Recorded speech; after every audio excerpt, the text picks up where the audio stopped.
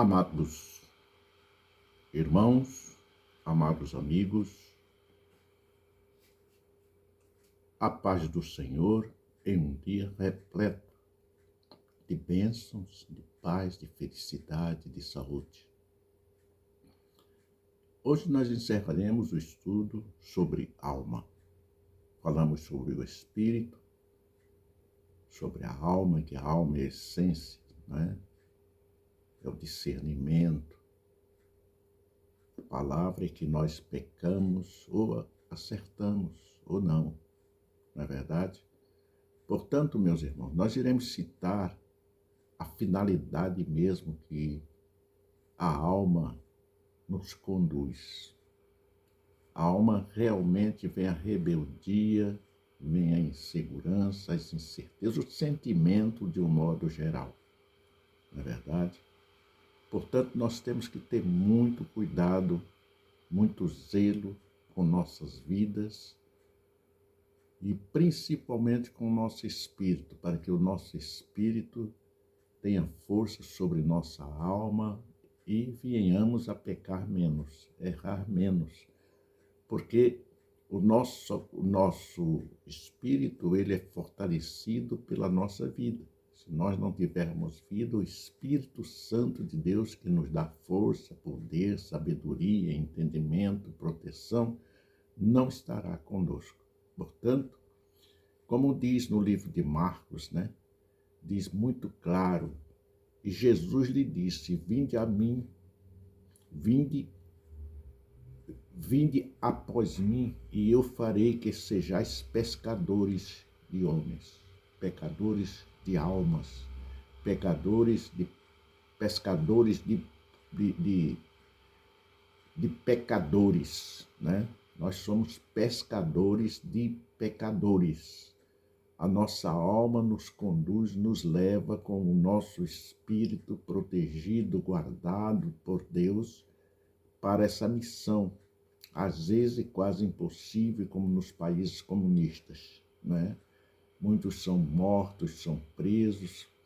Portanto, ainda diz em Mateus 10, 7, ide, pregai o evangelho, é chegado o reino dos céus, dizendo, né? É chegado o reino dos céus.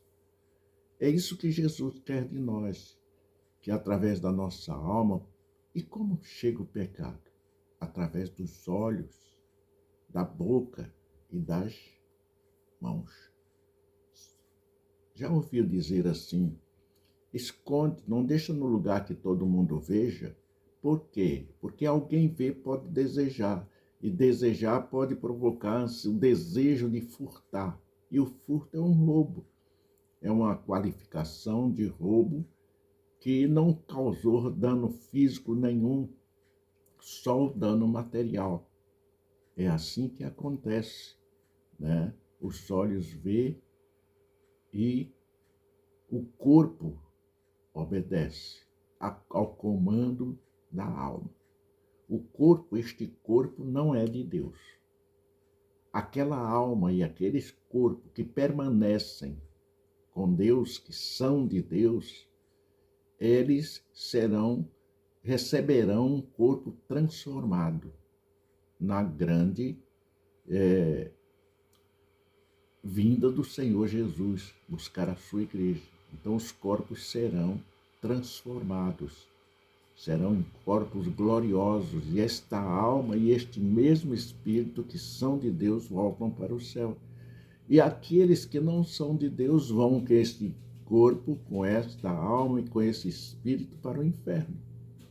É muito claro. Aí em Marcos 16, 15, disse-lhes, ide por todo o mundo pregai o evangelho a toda criatura. Hoje nós vemos poucos.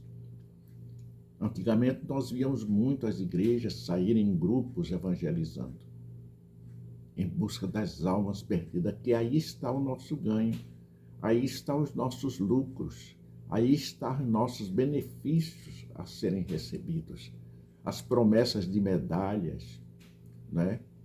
De coroas. O apóstolo Paulo diz, combati o bom combate, acabei a carreira, guardei a fé, resta-me receber a coroa da justiça. e vários outros, né? Prêmios de reconhecimento de Deus por cada um de nós. Ainda em Romanos capítulo 10, 14 e 15, a palavra de Deus, a nossa bússola, a Bíblia Sagrada, foi ditada pelo Espírito Santo para os escritores, os apóstolos, escreverem, nos diz em Romanos 10, 14 e 15, como, pois, invocarão aquele em quem não creram? E como crerão naquele de quem não ouviram falar?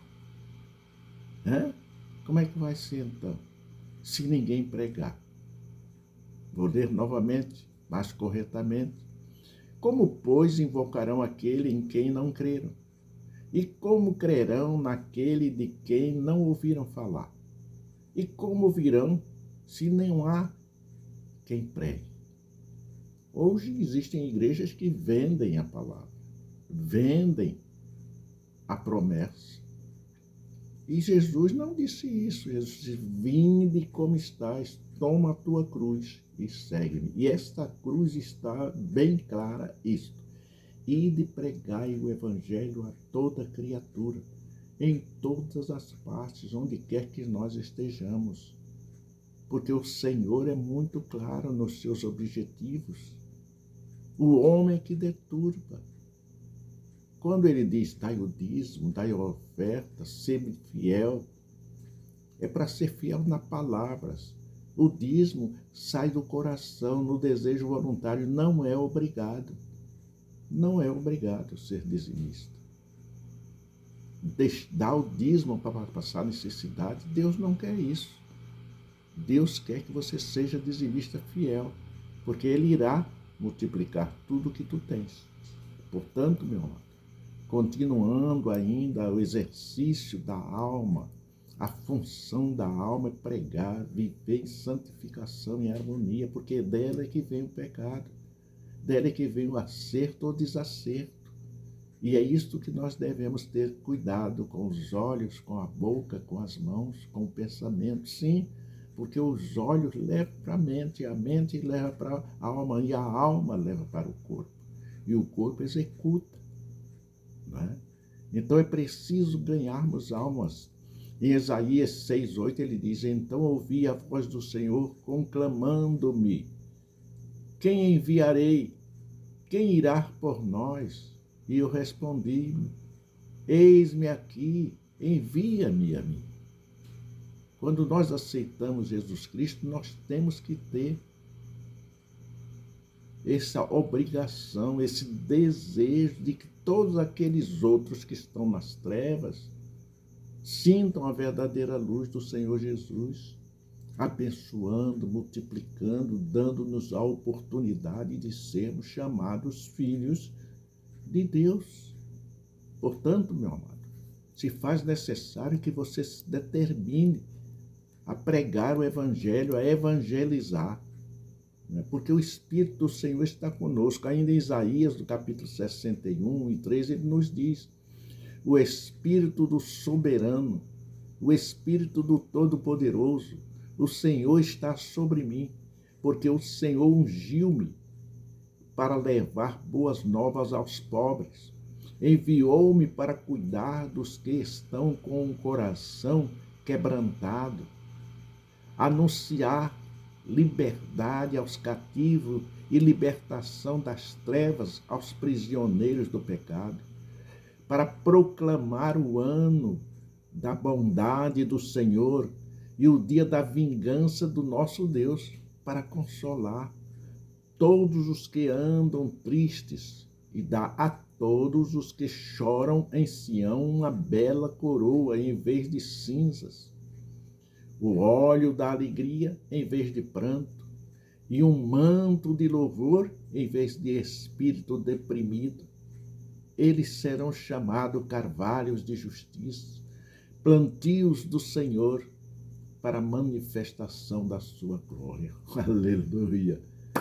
Glória a Deus. Meus irmãos, abram os seus olhos. Ontem, lamentavelmente, eu vi um pastor dando um testemunho, um pastor comunista, como pode ser comunista um pastor? A Bíblia condena plenamente. A Bíblia não condena o homem. A Bíblia condena o pecado, a inversão de valores. O homem está invertendo o Deus Todo-Poderoso. Ele está endeusando Satanás. Portanto, meu irmão, abram seus olhos. E ainda em 24 de Lucas 46 e 47, ele diz: está escrito que o Cristo haveria de sofrer e ressuscitar dos mortos no terceiro dia, e que em seu nome seria pregado o arrependimento para perdão dos pecados a todas as nações, começando por Jerusalém. Que eles é que mataram Jesus, eles rejeitaram Jesus, por isso nós temos direito à salvação. Porque não eram para nós existirmos. Era para existir só o povo de Deus, escolhido. Mas o pecado nos levou à graça, à vinda do Filho de Deus para resgatar toda a humanidade. Ainda em Atos dos Apóstolos, capítulo 20, 24, ele diz: todavia não me importo, nem considero a minha vida de valor algum para mim mesmo, se tão somente puder terminar a corrida e completar o ministério que o Senhor Jesus me confiou de testemunhar do Evangelho da graça de Deus para a salvação de todo aquele que crê. Este é o Deus poderoso de amor que nós pregamos. Nós não pregamos ódio, nós não pregamos vingança, nós pregamos o amor de Cristo, este amor ágape que está em nós. Ainda em Mateus 5,14, ele diz: vocês são a luz do mundo. Não se pode esconder uma cidade construída sobre um monte. A luz de Deus ilumina tudo, esclarece tudo. A visão é ampla e sem rodeios não há sombras. Ainda em Lucas 4,18 nos diz: o Espírito do Senhor está sobre mim, porque ele me ungiu para pregar boas novas. Ele me enviou para proclamar liberdade aos presos e recuperação da vista aos cegos, para libertar os oprimidos. Sim, você está cego, cego fisicamente, porque você vê e não enxerga, porque você também está surdo, porque você ouve e não escuta a verdade, e segue mentirosos, enganosos, falsos. A verdade é limpa, é pura, é clara, é objetiva. Desperta tu que dormes, levanta-te dentre os mortos, Cristo te iluminará. Ainda em Marcos 1,17, ele nos diz: disse Jesus: sigam-me e eu os farei pecadores de homens. Nós somos pecadores. Nós somos pecadores.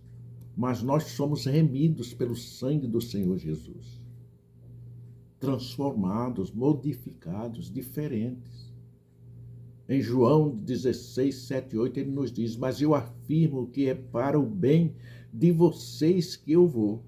Se eu não for, o conselheiro não virá para vocês, mas se eu for, eu enviarei enquanto ele vier, e quando ele vier, convencerá o mundo do pecado, da justiça e do juízo. O Espírito Santo está em nós. O Espírito Santo é que nos dirige. O Espírito Santo é que nos dá forças para vencer a tentação provocada pelos olhos, pela boca, pela mente e pelas mãos. É preciso pregar o Evangelho. E ele nos diz em Marcos 16, 15, 18, e disse-lhes: vão pelo mundo todo e preguem o Evangelho a todas as pessoas. Quem crer e for batizado será salvo, mas quem não crer será condenado. Estes sinais acompanharão os que creram em meu nome e expulsarão demônios, falarão em novas línguas, pegarão em serpentes, e se beberem algum veneno mortal, não lhes fará mal nenhum. Imporão as mãos sobre os doentes e estes ficarão curados pela fé, pela certeza de que Deus está conosco. Este é o Deus poderoso que nós pregamos, não é este que vende a palavra, não é este que se enche de dinheiro. Em Provérbios 11:30, ele nos diz: o fruto da retidão é árvore de vida, e aquele que conquista almas é sério, é sábio, é inteligente, é protegido, é guardado. 1 Coríntios, para encerrar, 1 Coríntios 9:19-23 diz: porque, embora seja livre de todos, fiz-me escravo de todos para ganhar o maior número possível de pessoas. Tornei-me judeu para os judeus, a fim de ganhar os judeus para os que estão debaixo da lei. Tornei-me como se estivesse sujeito à lei, embora eu mesmo não esteja debaixo da lei, a fim de ganhar, vejam bem, a fim de ganhar os que estão debaixo da lei. Para os que estão sem lei, tornei-me como um sem lei, embora não esteja livre da lei de Deus, e sim sobre a lei dos fracos, a fim de ganhar os que não têm lei, meu amado. Tornei-me tudo para com todos, para de alguma forma salvar alguns. Faço tudo isso por causa do Evangelho, para ser coparticipante dele, atuante, operante. E é isso que o cristão tem que ser, vivendo, glorificando, exaltando este Deus Todo-Poderoso. Em Colossenses 1:28, ele nos diz: nós os proclamamos, advertindo e ensinando a cada um com toda a sabedoria, para que apresentemos todo homem perfeitos em Cristo Jesus. Em Romanos, nos diz, Romanos 1:16-17, não me envergonho do Evangelho, porque é o poder de Deus para a salvação de todo aquele que crê. Primeiro do judeu, depois do grego, porque o Evangelho é revelado a justiça de Deus, uma justiça que, do princípio ao fim, é pela fé, como está escrito: o justo viverá pela fé. Até outra vez nos encontrarmos, assim encerramos esse estudo da alma. Portanto, meu amado, se você gostou, dê o seu like que gostou, inscreva-se no canal, para a honra e glória do nosso Senhor e Salvador Jesus Cristo. Como disse, até outra vez nos encontrarmos. Que Deus continue te abençoando abundantemente, em nome do Senhor Jesus. E os santos dizem amém. Em nome do Senhor Jesus. Amém.